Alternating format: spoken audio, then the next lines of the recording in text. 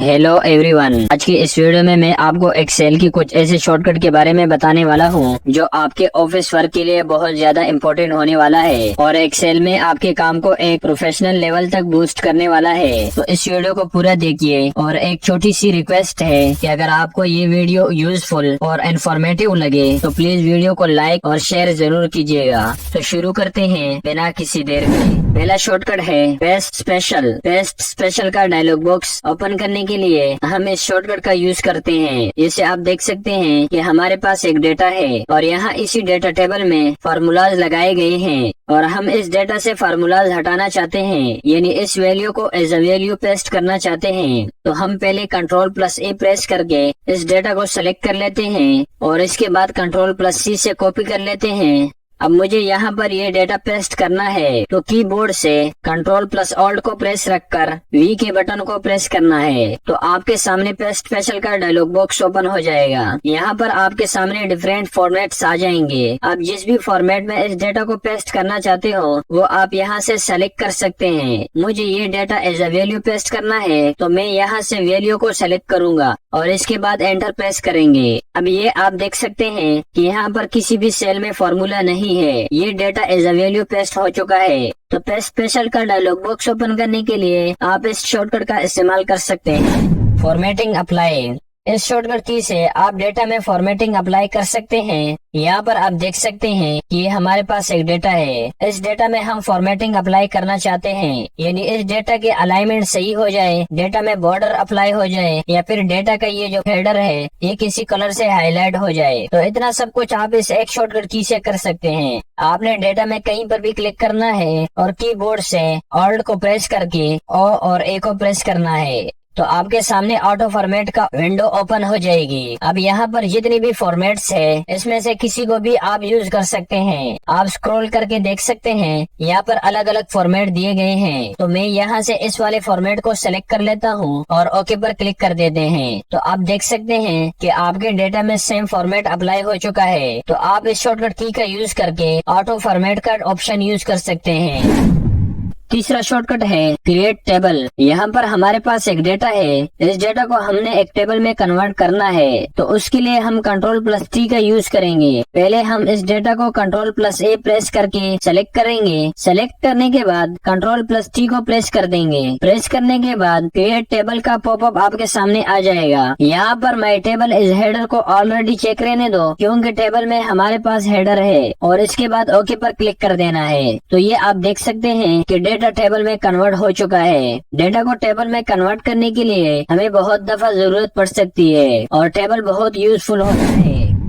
Auto fit column width. आप इस shortcut की मदद से कॉलम के विड्थ को फिट कर सकते हैं। एक तो ये तरीका है कि आप यहाँ पर कर्सर लेकर आ जाते हैं और डबल क्लिक करते हैं तो ये कॉलम फिट हो जाता है, या फिर आप इसे शॉर्टकट की मदद से भी फिट कर लेते हैं। तो आपने पहले Ctrl+A से इस सारे के सारे डेटा को सेलेक्ट करना है और इसके बाद कीबोर्ड से प्रेस करना है Alt+O+C+A। तो ये ऑटो फिट का फंक्शन लग चुका है। इसका एक दूसरा शॉर्टकट की भी है Alt+H+O+I। आपको जो भी इजी लगे वो आप यूज कर सकते हैं। तो कॉलम के विड्थ को आप इस शॉर्टकट की मदद से फिट कर सकते हैं।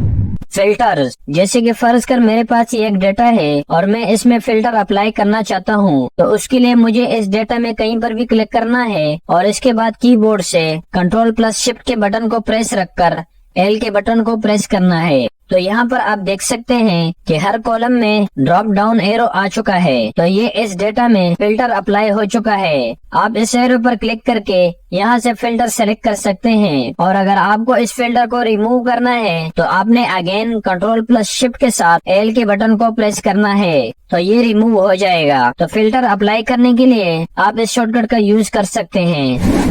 Select column. अगर डेटा में आप किसी कॉलम को सेलेक्ट करना चाहते हैं तो आप Ctrl+Space की मदद से कर सकते हैं। जैसे फर्ज कर इस डेटा में मैंने इस D वाले कॉलम को सेलेक्ट करना है तो D कॉलम के किसी भी सेल को आपने सेलेक्ट रखना है और कीबोर्ड से Ctrl+Space की को प्रेस करना है। तो आप देख सकते हैं कि ये D वाला कॉलम सेलेक्ट हो गया है। इस तरह से मैं ये F वाले कॉलम को सेलेक्ट करके दिखाता हूँ। आपने F वाले कॉलम की किसी भी सेल में आना है और प्रेस करना है Ctrl+Space। तो ये आप देख सकते हैं कि ये कॉलम सेलेक्ट हो चुका है। तो कॉलम को सेलेक्ट करने के लिए आप इस शॉर्टकट का यूज कर सकते हैं, सेलेक्ट रो। इस तरह से अगर आप किसी रो को सेलेक्ट करना चाहते हैं तो उसके लिए आपने शिफ्ट के साथ स्पेस की को प्रेस करना है। जैसे कि फर्ज कर मुझे ये 5th वाले रो को सेलेक्ट करना है तो इस रो के किसी भी सेल में आपका कर्सर होना चाहिए और प्रेस करना है शिफ्ट के साथ स्पेस की को।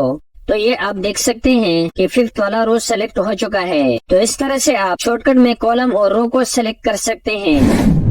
Show and hide ribbon. अगर आप ये रेबन को हाइड करना चाहते हैं तो उसके लिए आपको इस शॉर्टकट की का यूज कर सकते हैं। जैसे कि फर्ज कर मुझे ये रेबन को हाइड करना है तो मैं कीबोर्ड से कंट्रोल के साथ F1 के बटन को प्रेस करता हूँ तो ये रेबन हाइड हो चुके हैं। और अगर आपको ये रेबन शो करना है तो अगेन कंट्रोल के साथ F1 के बटन को प्रेस करना है तो ये शो हो जाएगा। तो आपने रेबन को शो एंड हाइड करने के लिए कंट्रोल प्लस F1 का यूज कर सकते हैं।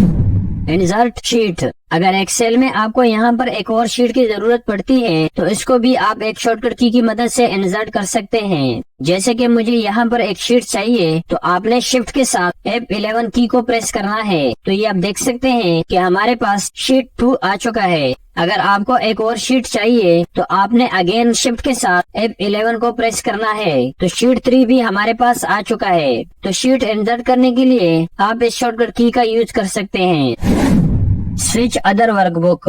फर्ज कर अगर आपके पास एक्सेल में एक से ज्यादा फाइल ओपन है तो एक फाइल से दूसरी फाइल में जाने के लिए आप इस शॉर्टकट का यूज कर सकते हैं। जैसे कि फर्ज कर मेरे पास एक दूसरी फाइल ओपन है और मैं उस फाइल में जाना चाहता हूँ, जिसके लिए मैं कीबोर्ड से कंट्रोल के साथ टैब की को प्रेस करूंगा। तो आप देख सकते हैं कि हम एक फाइल से दूसरी फाइल में स्विच कर चुके हैं। अगेन प्रेस करूंगा तो वापस अपने फाइल पर आ चुके हैं। एक्सेल के एक फाइल से दूसरी फाइल में जाने के लिए आप इस शॉर्टकट का यूज कर सकते हैं।